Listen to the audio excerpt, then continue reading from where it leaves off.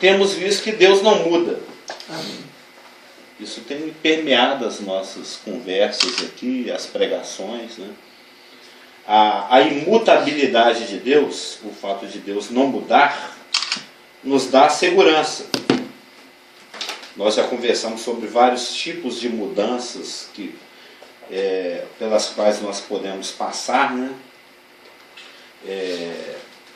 O meu volume abdominal, por exemplo, hoje é diferente do que eu tinha algumas décadas atrás. O Isaac já notou isso. O volume abdominal, né? A coloração dos meus filamentos proteicos também já é diferenciada. Eles agora estão mais clarinhos, né? Que estão mais bonitos, né? Estou ficando grisalho. Um grisalho natural lindo. Então a gente muda fisicamente, a gente muda emocionalmente. Às vezes uma pessoa que era muito calva, muito calma, cabelo de cabelo, né? Não, pessoas que eram muito cabeludas vão ficando calvas, né? A gente tem algumas calvas, outras alvas. A gente tem mudanças físicas, a gente tem mudanças emocionais. Tem pessoas que a gente conheceu algumas... A orelha, a orelha sempre fica grande, né? No caso do homem é terrível. E peluda ainda, né? Nascendo aquela toceira lá de dentro. E é difícil você controlar aquilo, né? Não adianta você ficar podando aquela toceira que nasce. Já viu um velhinho às vezes escolhendo um mamão no sacolão? E com aquela moita saindo daquela orelha desse tamanho, porque continua crescendo, né? O nariz e o... Dá até fazer trancinha, né? É bom fazer um dread, né? Mas se eu tiver, boa ideia que você já me deu, eu vou praticar daqui a 30 anos. Mas a gente passa não somente, tudo muda. Todo mundo já teve, talvez você, porque você foi criado mais em Montes Claros. Eu já tive essa sensação em relação a bairros onde eu já morei, porque quando você passou sua infância, sua adolescência, você vai ver daqui 30 anos, quando você voltar nessa pracinha, bate uma nostalgia. Eu falei, nossa, eu cresci aqui, está tudo tão mudado. Prédios que tinham não tem mais, prédios que não tinham agora tem. O comportamento das pessoas é diferente nos lugares. Você já teve essa sensação? Você volta num lugar onde você já viveu, onde você visitava, era a casa da minha tia, e está tudo tão diferente, muda. Né? Antônio Carlos mudou absurdamente, por exemplo. Né? Não é aquela Antônio Carlos de 40 anos atrás. A padaria ABC, que sumiu lá do funcionário, a gente comentou. A gente vindo na esquina, você falou, aqui tinha uma padaria. Era uma padaria super tradicional ali na Brasil, com Afonso Pena. Não está lá mais, né? Já deixou de existir. A Mix Pão agora chama Trigaria. Tudo fica mudando. Você lembra quando, você falando de padaria, você lembra quando tinha aquela rede de padarias Monza? Lembro. Que era poderosa. Agora só tem uma ali no Espírito Santo, ali, né? Mas você também lembra, bombava a Monza, né? Cresceu assim, vendia. Para você pagar no caixa era uma dificuldade. Dava filão. Eu achei que tinha acabado, mas tem uma ainda, que eu nem sei se é da mesma rede. Costuma ser alguém que compra a razão social em função de uma forma anterior e ainda vende alguma coisinha. Mas não é mais aquele estilo. Né? Você lembra do Abu Rashid? Que tinha ali, né? Era uma loja, tinha a Inglesa Levi, Demoreira, né? Um monte de lojas que tinha ali uma sorveteria. Os cines, cadê os cinemas? O cinema onde era o Shopping Cidade, o Jaques. Tinha um monte. A cidade muda, os ambientes mudam, as pessoas mudam, muda fisicamente, muda emocionalmente. Uma pessoa que às vezes você conhecia era calma, era tranquila e hoje é nervosa, é amarga. Tem cabelo roxo. Tá tão surrado da vida, e ou por não ter o Espírito de Deus, não é nascer de novo, ou por ter e não fazer uso, vai acumulando toxinas emocionais e vira uma pessoa amargurada. Ou era uma pessoa muito rebelde e hoje em dia está mansa, porque o Espírito trabalhou. A gente citou aqui a colega do Isaac, que era uma menininha tranquila, que usava lacinho cor-de-rosa, e agora usa maquiagem preta, metade do cabelo rapado, a outra metade é azul. Mas é assim mesmo. É amiga de todos os meninos do colégio. Conhece ela? Não tem? A colega de sala dele lá, no jardim da infância era uma coisa, era uma florzinha. Eu não sei por quê. Hoje em dia é um cacto. Né? Um cacto se espinhou. Então isso muda, tudo muda. Tudo muda o tempo todo. E isso nos traz. Isso às vezes acontece até num relacionamento, marido e mulher, ou de amizade. Não estou te conhecendo mais. Quem é Né? você? A pessoa muda. E se tem uma. Isso todo mundo sabe. Se tem uma coisa que incomoda o ser humano, é a tal da mudança. Quando muda os pontos de ônibus, é um caos. Quando a BH Trans faz aquelas mudanças radicais, é um caos. Quando a BH Trans mudou a Paraná para ser 2 vias na mesma via, o que morreu de gente na Paraná, lembra? A pessoa ia atravessar, estava acostumada a olhar só para o lado de cá, que era para o lado de cá, mas aquela pista estreitinha, que era de um ônibus só passar, agora passa dos dois, o cara atravessa, pá! Virava um hambúrguer lá no asfalto. Não é? Morreu muito, você lembra disso? Morreu muita gente na Avenida Paraná por causa disso. Aconteceu isso comigo na Cristiano Machado, eu tinha 19 anos, eu tinha ido fazer um treinamento no computador com o Theo, lembra quando ele estava ensinando várias pessoas? Sim. Aí eu desci da casa dele ali, eu tinha que atravessar. Era pouco? Não, era assim, ninguém sabia mexer. Dia, né? Então, tinha que ir lá. Mas pra naquela treinar. época que era só a tela com um monte de letra verde. Verde, não era tinha o letrinha Windows, verde. não tinha nada disso não. Não, você tinha que aprender aquilo ali. E quando eu desci da ruinha deles, assim, saí já direto na Cristiano Machado, eu fui atravessar ali o meio e não sabia que eram 2 pistas. E atravessei tranquila, o ônibus começou a buzinar de longe, assim, eu ainda não caí a ficha, porque eu já estava olhando assim, não estava vendo nada, devia ser outro lado, outra pessoa. O ônibus passou assim, o vento me levou. Até hoje eu penso nisso, eu falei, gente, quem ia ligar para minha mãe, eu ia saber de onde que eu estava vindo para avisar que eu estava morta aqui nessa avenida. É uma coisa de doido, assim. Você falou da Avenida Paraná, eu falei, ai meu Deus. Por isso que mudanças nos traz insegurança. Qualquer forma de mudança deixa o ser humano inseguro. O ser humano não gosta de mudança. Todo e qualquer tipo de mudança, nós que somos mineiros, a gente já fica com o pé atrás. A gente fica cismado. Uma mudança controlada, monitorada. Mas mesmo assim, ainda assim, gera transtornos, gera insegurança. Toda forma de mudança. E Deus não muda, e isso te dá segurança. O Deus, como é que é, Rafa? De 1000 anos atrás, de 1 milhão de anos atrás, de 1 bilhão de anos atrás. Ou seja, o mesmo Deus de há muito tempo atrás é o mesmo Deus de hoje. E daqui muito tempo ele vai continuar sendo o mesmo Deus. Isso está lá em Malaquias. A gente já falou esse versículo, capítulo 3, verso 6. Porque eu, o Senhor, não mudo. Por isso vós, ó filhos de Jacó, não sois consumidos. Porque se dependesse, daí a tolice do arminianismo, né, que crê que a obra consumada tem que ter a manutenção da nossa perseverança e a manutenção da nossa fidelidade. É o fato de que Deus não muda que permite que nós não sejamos consumidos. Porque se dependesse da nossa imutabilidade, né, aquele Carlos que acabou de nascer de novo, está super cheio do Espírito, super alegre. Como é que é a frase do Lewis? Ninguém é tão... Poucas criaturas são tão fervorosas quanto um cristão recém-convertido. Não é todo mundo, quando acaba de nascer de novo, é super empolgado. É super cheio, a pilha está novinha, acabou de tirar assim do lacre e pôs, não é? Você era animadão? Nossa. Eu era animadíssimo, todo mundo. Depois você vai ficando meio acostumado, né, com Deus, familiarizado com as coisas de Deus, o que é péssimo, né? A gente tem que estar sempre se renovando. Né? Não é o que fala, acho que é Isaías, sempre renovando as forças. Todo dia uma pilha nova. Né? Todo dia quando você acordar, o Espírito Santo já tem lá do lado da sua cama uma adoração no lacre. Você põe aquela pilha, se enche do Espírito, você vai com a sua pilha gasta, né?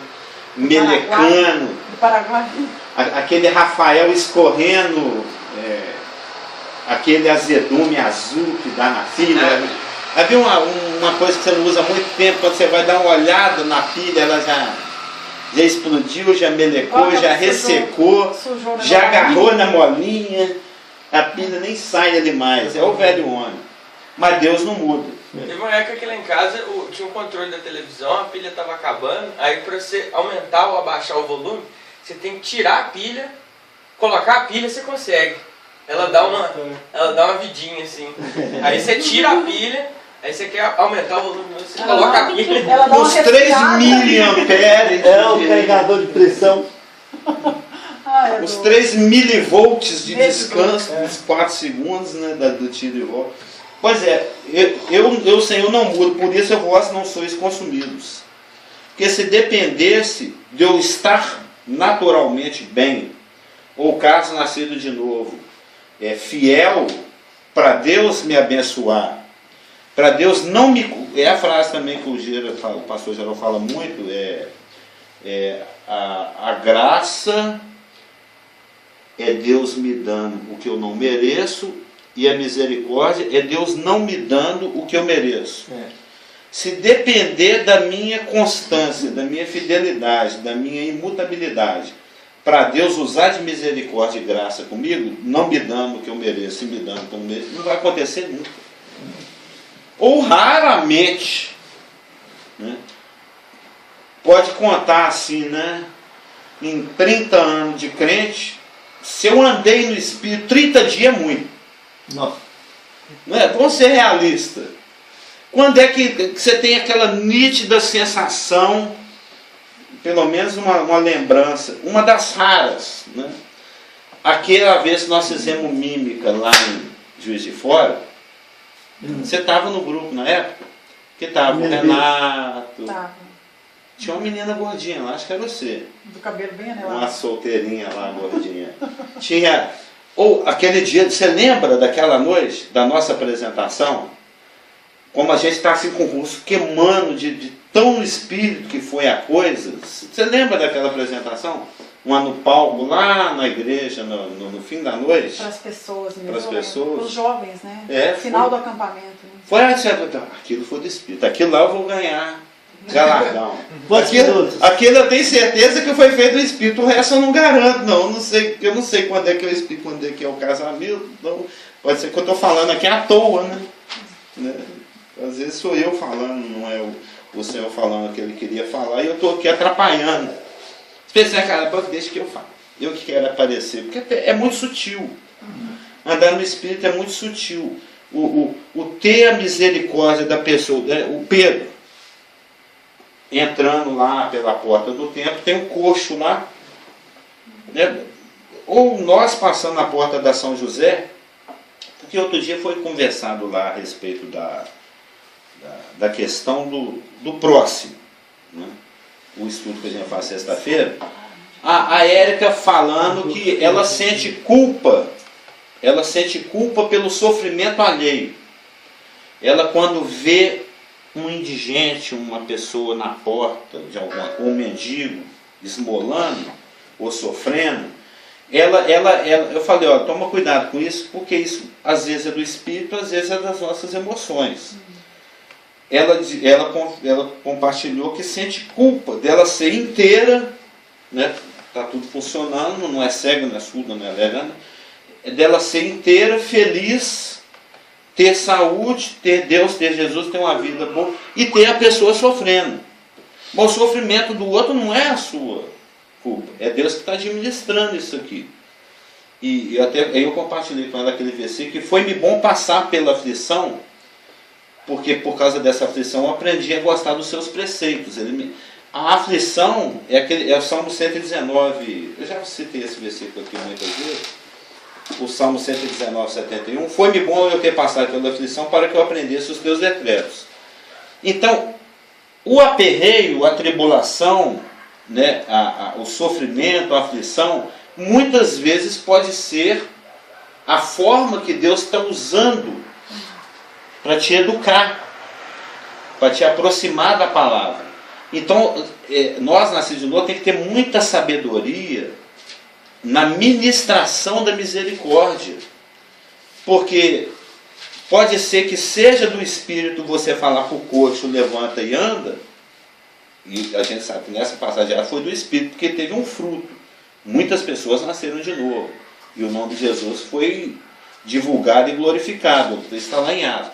Mas pode ser que você que olha, tadinho, tá tão...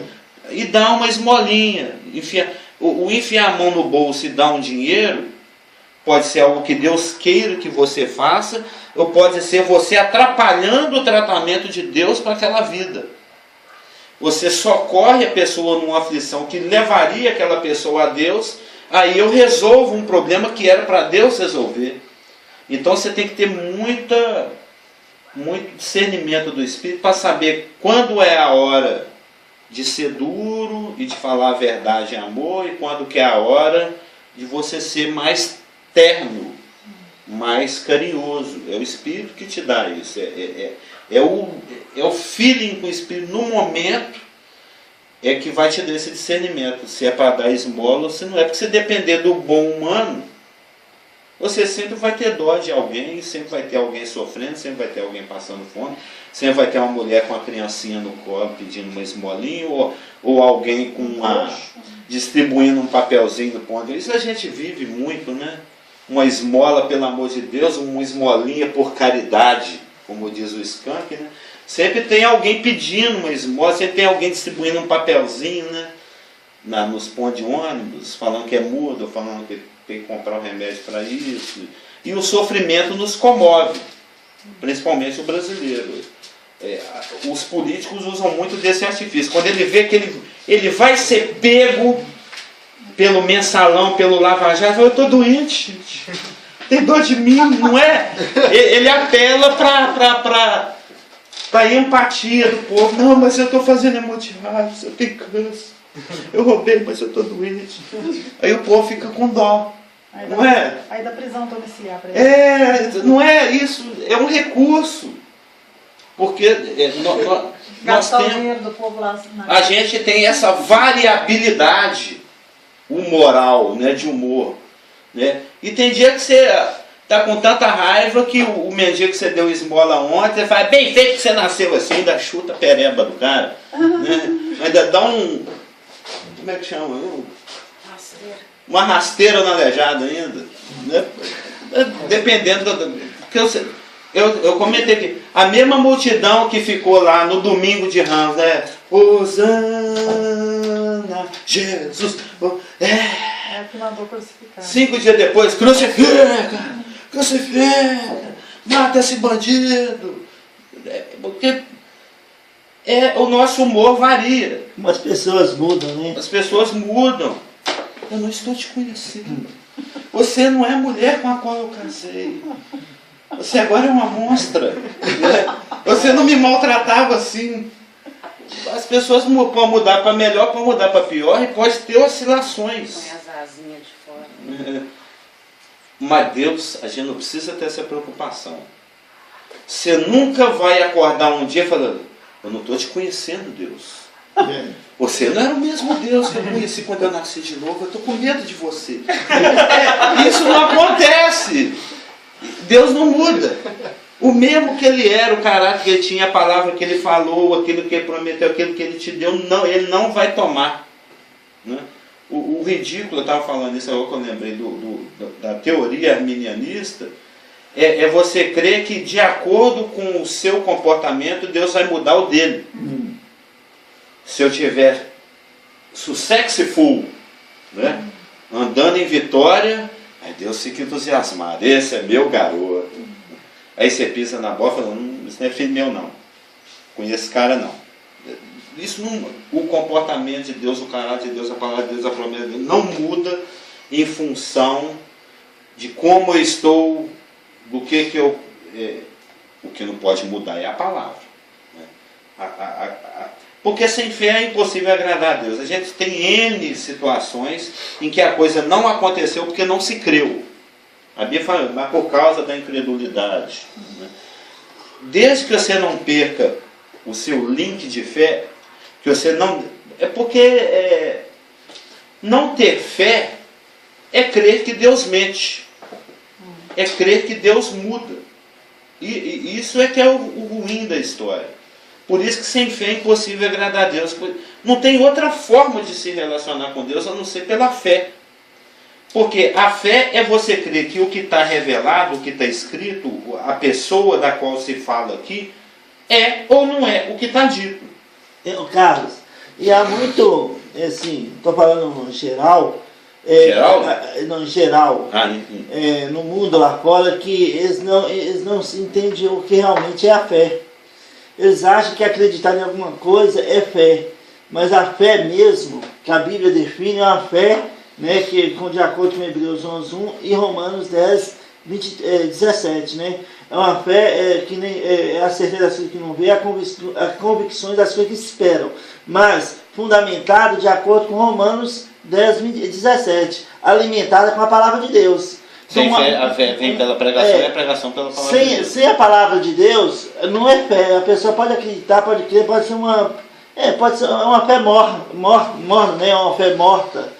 Uma fé real, biblicamente falando, é de acordo com a palavra de Deus, alimentada pela palavra de Deus. Com certeza. Porque sem ela é uma fé natural, uma fé natural, pode dizer, né? E a gente usava esse termo há muitos anos, lá na antiga comum, não usava?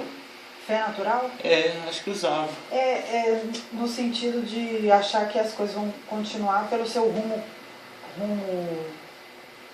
Eu acredito que isso vai acontecer, mas assim, como se diz?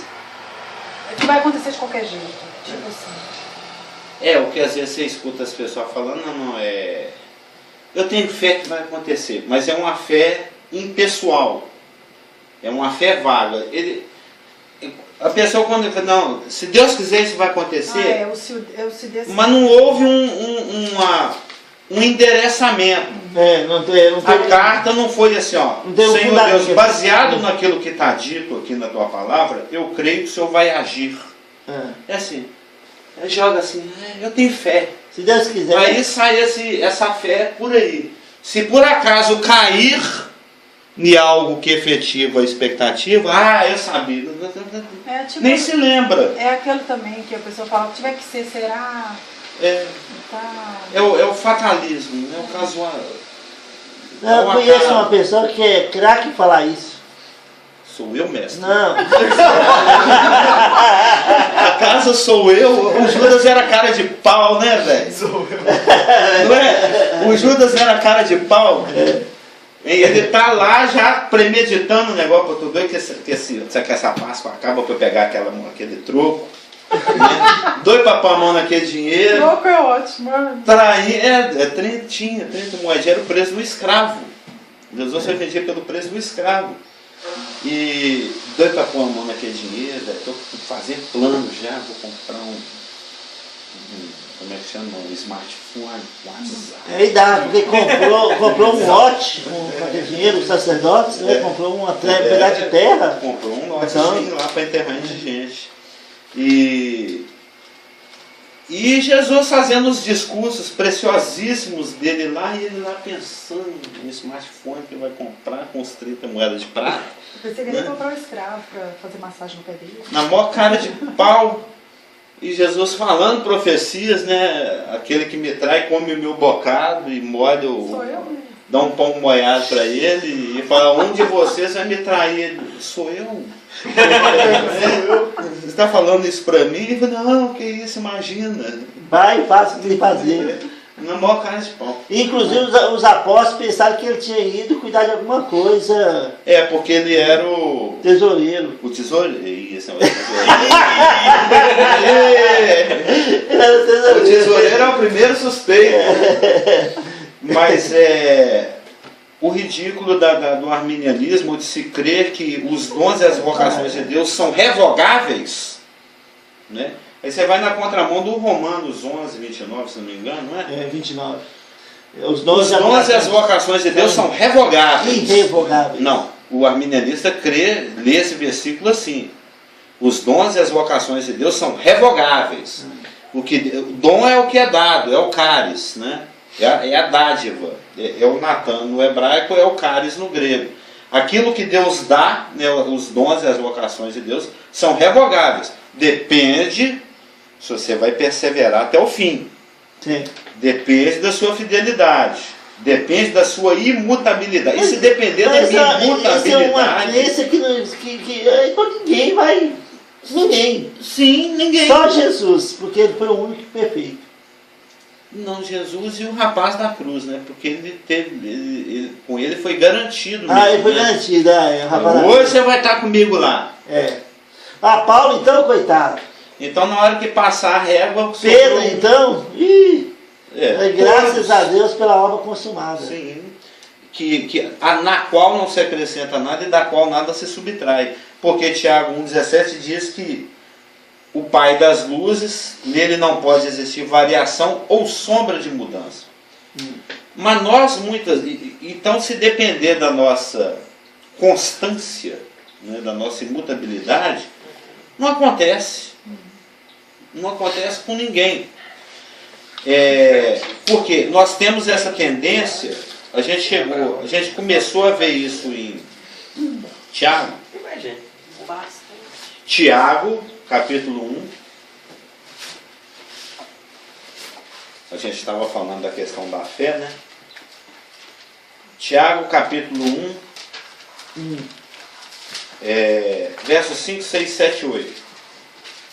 O que interessa para a gente é o verso 8, mas o contextinho ali mais imediato vem do 5, né? Está todo mundo aí? Tiago 1, 5. Se, porém, algum de vós necessita de sabedoria, peça a Deus, que não amarra para ninguém, né? Que a todos dá liberalmente e nada lhes impropera. Porque às vezes o cara nem sabe o que é impropera. Deus não amarra. Pede que ele não amarra, ele libera. Ele é gente boa. E ser-lhe-á concedida. Mas tem uma condição. Peça-a, porém com fé. Com a convicção de que vai acontecer, de acordo com a definição de Hebreus 11:1, que se apoia em Romanos 10:17. A minha oração é feita em cima daquilo que está prometido. A minha oração é guiada pela palavra. Eu não vou, já falei isso aqui, não se ora por algo que é contrário à palavra de Deus. Você ora em cima de algo que está prometido na palavra de Deus. Você não ora, Senhor, faça que os guardas estejam cegos, que eu seja invisível ao meu inimigo e que eu roube com sucesso aquele banco. Você está pedindo para Deus te ajudar no tu roubarás. Não existe esse versículo. Tem o não roubarás. Então você nunca vai pedir para ser bem sucedido no adultério com a vizinha, no assalto ao banco, que eu testemunhe falsamente contra aquele irmão e que eu não seja descoberto, Senhor, em nome de Jesus. Você não pode fazer uma oração dessa que vai contra a palavra de Deus. Você vai orar em cima do que está prometido.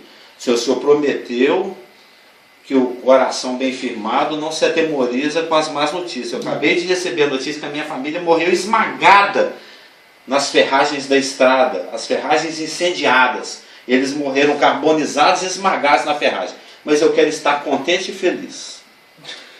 E descansado no Senhor. E é possível. Porque o coração bem firmado não se atemoriza com más notícias. Não está escrito na palavra. Então eu quero essa palavra na minha vida. Meu coração está estraçalhado, eu estou angustiado, eu estou preocupado, eu não sei como é que eu vou pagar essa dívida, eu não sei como é que eu vou arranjar força para ir lá amanhã, eu não sei como é que eu vou encarar essa situação. Mas a tua palavra diz, tem quantas promessas na palavra? 7.800.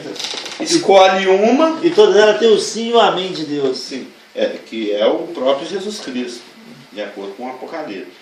Então, deixa que o Espírito Santo customize uma para você e descanse nela e faça a sua oração baseada no que está revelado. Isso é pedir com fé. Em nada duvidando. 1,6. Pois o que duvida é semelhante à onda do mar, impelida e agitada pelo vento. Ou seja, é inconstante o que duvida. Né? não suponha esse homem que alcançará do Senhor alguma coisa. Homem de ânimo dobre, inconstante em todos os seus caminhos. A gente comentou aqui que o ânimo dobre, no grego qual que é a palavra no grego? A palavra no grego é disucos. Duas. E sucos é a abreviatura de psúquicos, de onde vem psique, alma. Literalmente é o homem de duas almas. É uma figura de linguagem do grego. É óbvio que não cabem duas almas num corpo só, né? Cada corpo tem uma alma. Cada alma tem um corpo. Tem dois Rafaéis aí? Não. Então, não. Os dois responderam, né? Ou seja, mas é uma figura de linguagem. Literalmente é homem de duas almas, inconstante em todos os seus caminhos. Homem de sucos,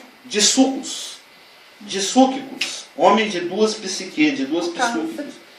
Você pode soletrar essa palavra aí para mim anotar? D-I S-U-C-H-O-S. É porque o P aqui é mudo, né? O P deveria estar aqui, mas não está. Eu fui escrever aqui o psíquico, aí eu vi o P, depois eu fui para o Dina, tá errado, é porque tem que ser. Você conhece a palavra psúquico, psique? Tem lá no Coríntios que tem um homem carnal, tem um homem espiritual e tem um homem natural. O homem natural é o homem psúquicos. É o homem que age pelo intelecto e pela emoção, não pela fé, né? E o carnal é o que age pelo pecado. E o espiritual pelo espírito. Isso é um outro estudo, acho que a maioria de nós já estudou isso aqui, né? O homem carnal, espiritual e natural.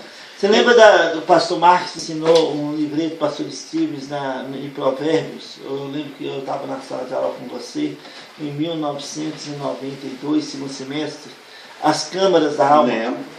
É legal essa história. Eu não tenho mais as anotações, mas eu lembro. Eu acho que eu tenho aquele estudo. Esse estudo é interessante. Eu vou imprimir, eu vou te xerocar, depois eu te passo. Pois é. As câmaras da vai alma. interessar muito. As câmaras da alma. Se não são 7, se não me engano, É. 7 câmaras. É muito interessante. A gente resume intelecto, vontade e emoção, mas é um pouco mais desdobrado, né? Se você destrinchar a coisa. Então, literalmente, é porque a nossa psique... Tem um outro xerox também, que você falou que tem um caderno, uma anotação, que ia tirar xerox. Você tem que anotar. É uma coisa que o Carlos ainda tinha falado que não tinha mais de Romanos, não é? Eu falei que ia olhar mesmo. Você tem que anotar. Eu sou idoso. Eu esqueço. Depois a gente vai lembrar. Se você lembrar, você me fala. Põe aí uma xicrinha, isso? Xicrinha é o símbolo de tem que lembrar depois. Eu achar um negócio, eu esqueci. E nós sabemos que a alma, ela se caracteriza pela intelectualidade, né, pela capacidade de matutar, de mastigar as informações, de pensar. Ela se caracteriza pela emoção e ela se caracteriza pelas decisões que são tomadas a partir do que eu senti e do que eu raciocinei. Basicamente, a alma é isso. Emoção, intelecto e decisão, volição ou vontade, né? Então, quando fala que o homem ele é de ânimo nobre, que ele é de duas almas, a alma aqui está meio que resumindo a mentalidade, o pensar. Então é o homem que pensa de duas maneiras. É o homem cujo comportamento é determinado por duas formas de pensar. E isso é ruim. Ele é um esquizofrênico espiritual. Não é? Esquizofrênico é a pessoa que tem duas pessoas numa pessoa só. A própria pessoa vive confuso. Né? Sim, ela é de um jeito hoje e daí a pouco é outra. De acordo com a circunstância, a esquizofrenia é um distúrbio psicológico. É a pessoa que vive literalmente de acordo com dois caráteres. E em muitos casos tem que tomar medicamento. Tem que tomar medicamento. Porque muitas vezes tem várias etiologias, várias causas. Muitas vezes é questão química. o cara está produzindo muito lítio ou pouco lítio, absorvendo muito, não é? Nós conhecemos uma pessoa assim que... É uma questão química mesmo. Conserta com remedinho, toma um comprimidinho, conserta. Mas já tem outros que é em função de trauma, em função de coisa física mesmo, né? O machado atravessou a metade da cabeça dele e mexeu lá no cerebelo do encéfalo raquidiano. Tem vários porquês. Você comentar? É um distúrbio, né? Está tudo desregulado. Quando você não tem um trauma, né? E vários motivos podem causar esse distúrbio. Pode ser químico, Sim. pode ser físico mesmo, pode ser emocional, né? O cara viu a mãe, meu pai, né? Algo traumático, né? E no caso desse texto aí, está falando que o problema aí é incredulidade? Está falando? Não, ele está falando que... Está falando a respeito de se pedir algo a Deus. Mas quando se pede, você pede crendo que vai receber. Porque se você pede duvidando, você é um homem de duas mentes. Ah, tá. É esse Só que é se duvidar. Não, a pessoa que ora crendo que não vai receber, ela é uma pessoa de duas mentes. É uma pessoa de súquita. É uma pessoa que... O versículo é lindo, mas eu acho que ele não é prático. Eu não creio que ele realmente funcione, né? É lindo, Deus é lindo, mas ele é ausente. Ele não é um Deus presente. Isso é falado em muitas pregações por muitos pregadores. É o crente que tem uma vida. A gente conhece crentes assim. Ou todos nós já passamos por etapas assim, né? Existem fases na nossa vida que são assim, e existem pessoas que são assim. Eu já conheci muito crente assim. Um dia ele é muito entusiasmado, no outro dia ele é muito desanimado. Num dia ele está louvando, no outro dia ele está duvidando. Num dia ele está numa atitude de humildade, no outro dia ele está numa atitude soberba. Num dia ele está numa atitude de submissão, no outro dia ele está numa atitude de rebeldia. Num dia ele está orando, no outro dia ele não acredita que oração funcione. Num dia ele está, num domingo ele chega aqui, é o cara que ora gritando mais. No outro domingo ele está muito murcho para louvar. Muito murcho. Não é doido que acaba, né? Minha vida está muito complicada para cantar para Deus. É o crente altos e baixos, é o crente inconstante. Esse tipo de pessoa ele não alcança as coisas de Deus. O cara, né, a pessoa que alcança algo do Senhor, porque falou que inconstante em todos os seus caminhos, não pensa que vai alcançar alguma coisa. A pessoa, por quê? Por que essa pessoa é assim? Porque ela, em vez de estar olhando lá, ela está olhando aqui. Mesmo que não seja um arminiano, que creia que a fidelidade de Deus está em função da minha fidelidade, mas ele crê que o sucesso da ação de Deus está em função da minha constância em obediência. Mas não é. Deus nos ensina nos nossos fracassos, entre aspas, né? Não são os nossos, mas também são nossos. Deus nos ensina nos nossos fracassos e nos nossos sucessos, vamos dizer assim. A gente comentou outro dia, se tem algo que a Bíblia não esconde, são as mancadas dos santos. Todo livro não bíblico, os livros da nossa história do Brasil mesmo, só contam os sucessos do Juscelino e do Getúlio. As mancadas deles não se contam. As pisadas na bola que eles deram, esconde. E a Bíblia, ela não é um livro humano, pelo fato, só conta os sucessos de Davi, os sucessos do Moisés. Não, as mancadas deles também estão lá. É dito do Moisés, você não vai entrar na terra prometida, que você espancou a pedra. Eu mandei você falar com a pedra, você espancou. O Pedro pisou na bola lá com Paulo lá na Galácia, pisou na bola com Jesus, negou Jesus 3 vezes, o Davi pisou na bola com o general dele. Os grandes escritores nacionais, vários, em determinadas épocas, por exemplo, eles apoiavam a condição do militarismo e tal, não sei o quê. Aí acaba o militarismo, aí os textos que eles apoiavam o militar somem ficam sós falando mal e tal. Eles mudam de opinião assim absurdamente e os textos que condenam eles desaparecem. Nós tivemos um presidente chamado Fernando Henrique Cardoso que falou: esqueçam o que eu escrevi. Ele, como sociólogo, ele criticou muito a ditadura e quando ele chegou lá ele agiu como ditador. Aí questionaram ele, foi engraçado. Você falava mal da medida provisória e usa a medida provisória. O PT também faz. A base de O PT descia a lenha nos governos que se utilizavam da medida provisória. Se um dia eu estiver lá, eu acabo com isso, porque é inconstitucional. Isso é o executivo legislando. É inconstitucional. Medida provisória não existe. Todo dia tem medida provisória. Aí falaram assim, então, mas você escreveu no seu livro contra o que você está fazendo. Aí falou, esqueçam o que eu escrevi. É o guia politicamente ficou correto, fácil, né? É, Ficou fácil. Do Brasil, da América Latina e do mundo. Que vocês me deram de presente de aniversário uns anos atrás, o guia politicamente incorreto da história do Brasil, que mostra essas coisas aí, essas incoerências da nossa história. Mas alguém perguntou por que não sei o que, não sei o que, aí eu estou respondendo. Ele não lhe pergunta. Agora eu não lembro quem perguntou, mas foi perguntado alguma coisa da questão da oração aqui do... Acho que foi eu que comentei.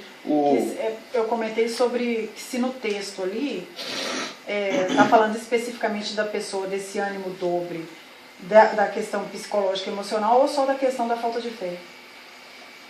O outro é secundário, mas é basicamente a falta de fé. Igual você aprofundou o significado da palavra. Sim. Mas especificamente a aplicação aí é essa inconstância de fé mesmo. Você falou, um dia está animado, outro dia não está animado, né? Por quê? A minha fé na fé, né? Eu crer que é possível crer e que ao crer as coisas acontecem, porque eu creio em cima do que está revelado, às vezes está presente na minha oração, às vezes não está presente. Eu creio que a resposta daquilo que eu peço para Deus está condicionado. Eu estava falando de sucessos e fracassos. Ao meu momento espiritual. Tem gente que crê assim. Não, do jeito que eu estou, não posso orar. Eu não estou bem. Eu não estou bem com Deus. Eu não me sinto bem, eu não estou num bom momento espiritual. Né? Eu estou numa fase espiritual de fracasso. E isso me tira a dignidade de orar. E se eu orar, eu sei que eu vou orar em vão, porque Deus não vai atender. Isso é ter incredulidade. Isso é duvidar. Por quê? Porque a efetividade da oração, a certeza da coisa que eu não vejo, do que eu não tenho ainda na mão, a fé, ela se baseia não no meu caráter, mas no caráter de Deus. Ela não se baseia na minha mutabilidade e constância, mas se baseia na imutabilidade de Deus. Então, independente, é lógico que a gente tem que praticar o 1 João 9. Mas independente de eu estar bem espiritualmente, ou de eu estar mal espiritualmente, de eu estar numa vibe de sucesso ou numa vibe de fracasso, eu creio que Deus está comigo, que o perdão dele está disponibilizado, que o Davi falou, acho que é o Salmo 32, bem-aventurado o homem a quem Deus não imputa o seu pecado. Eu tenho que crer que Deus é esse Deus que não mudou a ponto de me perdoar, a ponto de que isso não anule o meu direito de chegar até o trono da graça e pedir. Hebreus fala isso. Nós temos ousadia, o que nos dá essa ousadia, o que nos dá esse acesso, o que nos dá esse link, o que nos dá essa permissão de orar, o que nos dá garantia de resposta, não é o tanto que eu estou bem ou mal, é a perfeição da obra que foi consumada por Cristo, não é? É a obra consumada que garantiu esse acesso e que dá manutenção a esse acesso. Eu não pego a obra consumada e dou manutenção com a minha fidelidade. E quando eu estou fiel, eu posso orar, mas se eu estou em fracasso, eu perdi o direito de orar. Ou se eu oro, eu posso esperar que vai ser respondido, ou mais agora no fracasso. Aliás, as orações mais respondidas são as orações do mais profundo fracasso. É na hora que o Jonas estava lá no ventre do peixe, na beirada do Sheol, ele fala que ele orou e foi atendido. É quando Davi estava no fundo do poço que ele fazia as orações mais aflitas, que estão dezenas de salmos, e que Deus responde. Aliás, Deus te dá a aflição para você ir para o fundo do poço para orar. Porque quando você está no mais profundo da angústia, que brotam as melhores orações. Teve um irmão uma vez que nos visitou numa reunião de oração de quarta-feira lá na... Até hoje eu sou impactado. Lá na Cebu. Um irmão que sofreu um acidente de moto e perdeu um filho. Vocês lembram da oração desse irmão? Lembra? Você estava nesse dia. Sim, ele estava lá na pensão lá perto, ele era conhecido daquela... Eu não lembro o nome do irmão. Ele quebrou a perna num acidente e ele tinha perdido um filho também. Ele é diácono lá na cidade dele. O Nilson, ele tinha perdido um filho? Eu não sabia disso. É Nilson que ele chama? É. Eu não sei. Ele é gordinho. Ele perdeu um filho nesse acidente de moto, que ele ficou hospitalizado em coma, não sei o quê. Ele contou a história lá. Ele deu o testemunho. Eu lembro da história toda do acidente, mas não lembro que ele perdeu um filho no acidente. Ele contou perdeu isso. o filho. Nossa. Pô, ficar em coma, perder a moto, perder o filho, é uma coisa que te faz passar por um buraco emocional, né, e de reflexão muito grande. Mas a oração dele foi uma das orações mais bonitas. Presta atenção a partir de hoje. A oração de quem sofre é linda. A oração de quem está sofrendo, de quem está passando fome, de quem está passando dor, de quem saiu do coma, de quem perdeu um filho, são as orações mais lindas. São orações, que oração espiritual, que oração de intimidade, que oração que arrepia, que oração linda, oração com conteúdo. Não é essas orações que a gente tem costume, que meio que é até automática. A oração com mais nutriente espiritual é a oração de quem sofreu. A aflição, o sofrimento, o fundo do poço, as trevas, a angústia, te faz, como é que diz lá o versículo, Salmo 119, 71? Eu sempre esqueço o verbo aqui. Foi-me bom passar por aflição, para que eu o verbo, eu sempre esqueço o verbo que está aqui. Qual o versículo? Salmo 119, 71. Para que aprendesse os teus preceitos. Até tem a notinha do Carlos Field aqui, ó. A tragédia potencializa a graça. Os momentos em que Israel mais se aproximava de Deus era o momento que estava tomando cocão. Os momentos de maior angústia do Davi, do João, de quem quer que seja. E você pode põe a mão na memória, você vai ver os momentos de maior intimidade com Jesus Cristo, de mais comunhão com Deus, de oração mais saborosa, de resposta mais óbvia, foi aquelas que você fez nos momentos de extrema angústia, na hora que o bicho estava pegando. 10 horas, passou 10 minutos. Passou não, ali só passou um. É que nós começamos depois de 9, né? Passou um pouquinho de 9. Então é isso, irmãos. Não tenha o ânimo dobro.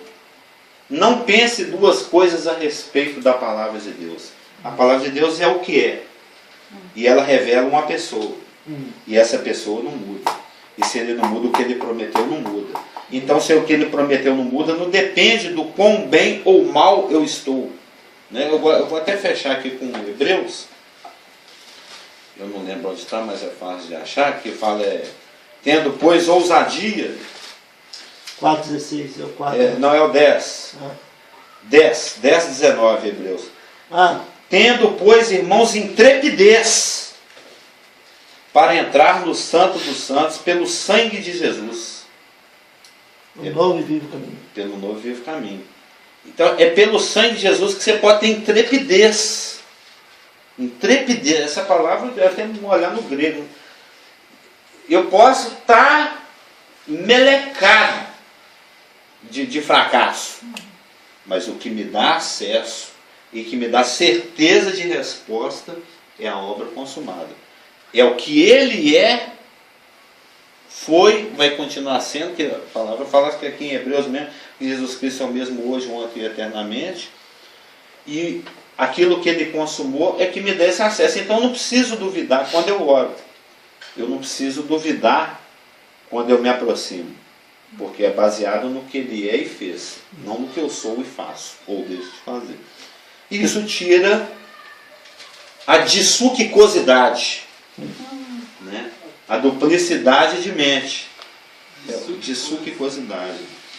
A duplicidade de mente. Eu fico na monopsuquicosidade jesuscristiniana, né? Baseada na obra consumada.